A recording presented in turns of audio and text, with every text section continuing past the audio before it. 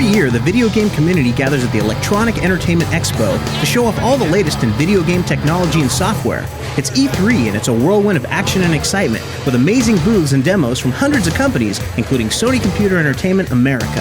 E3 is a show that was started back in 1995. It was actually a spin-off of CES show, the Consumer Electronics Show, and in fact, PlayStation actually was the group that got the show really started. The exhibitors' booths at E3 are always incredible displays, but what's even more astonishing is how quickly some of them are created. I was approached probably 2 years ago by Exhibitors Magazine to do an article, and they wanted to follow me around for a year because they were certain that it took a year to build this kind of a booth. And in actuality, we do it in 4 months, which is incredible.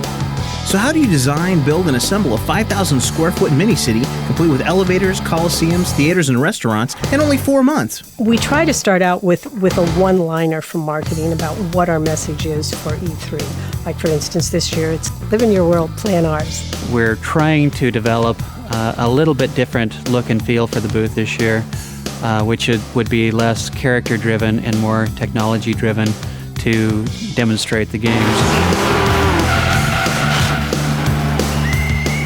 We feel that the graphics and the gameplay draw people into the game, and we really want to carry that immersive theme into the booth this year, rather than just having someone standing in front of a kiosk and experiencing the game on their own.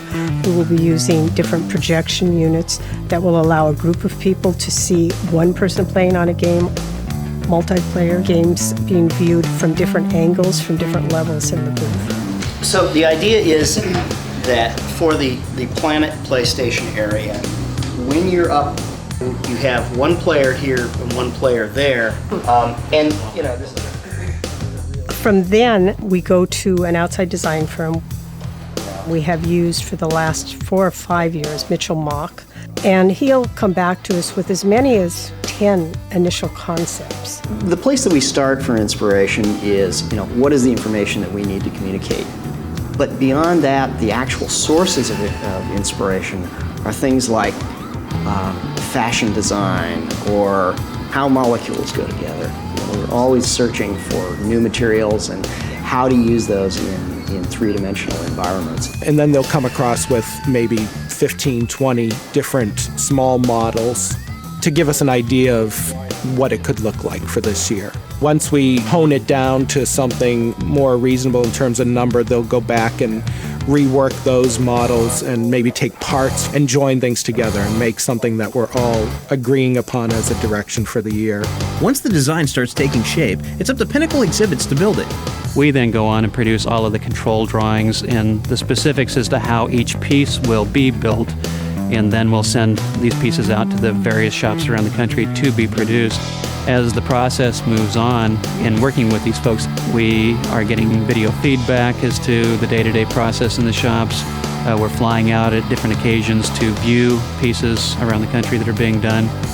There are literally hundreds of people involved. Up front, when we're in the engineering phases, we have our team here of detailers and engineers and project managers.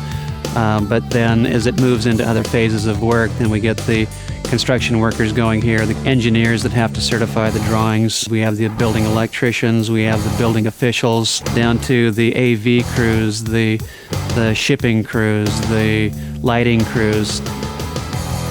This same team has been working on Sony's E3 booth for 7 years. We wondered if they had any favorite concepts in that time. There are so many pieces that we've done in the past for these projects that we consider to be just cool. I mean, very cool.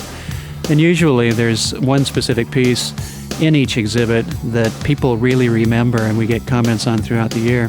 This past year, I think the number one choice would be the globe or the sphere that we did in the front of the booth. Video projection, 360 degrees. It was very cool. That was something that we just flat out invented. It started out as little tiny models, and it was a marble. Somebody said, well, what is it? Then our media guy said, well, could it actually be projections inside? And from a very simple concept of a marble, it turned into one of the most difficult things that we've ever had to accomplish. When we had tried it in advance, we had never done it with full 360 degrees of projection, and we had also never tried it with full lighting and lasers on the inside. We had 5 huge projectors inside, and 25 very hot lights. And the challenge was, how do you cool it? And we tried everything. It just wasn't enough. We finally ended up using 150,000 cubic feet of liquid nitrogen per day to keep the interior of this thing down to a level that would work. Keep it from popping, actually. And that's not the only last-minute challenge they faced. When working on such a tight schedule, there's bound to be some 11th hour scrambling. The cars hanging off the wall in the GT2 section was one of the biggest challenges because those were real cars that we lifted up.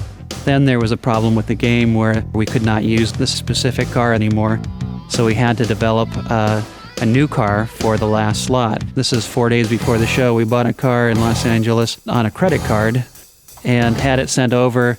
The entire car was stripped and it was turned into a motocross car. And we completely changed this car head to toe and put it on the wall in the last few days. All in all, the booth takes 4 months to build, 104 truckloads to deliver, and 9 days to set up. But what happens to everything after the end of the show? After the show is over, basically we have about 52 hours to take it down, disassemble it, put it back in the vans, and bring it back to the warehouse again. The actual pieces, if they're specific to a game, we have given them to some of the developers to put in their offices or to be used at promotional events. We recently took the Jack and Daxter display from E3 to the opening of Toys R Us on Times Square. So we tried to do that. And the rest is carefully cataloged, put into crates, and stored in the vast warehouse at Pinnacle Exhibits, possibly never to be seen again.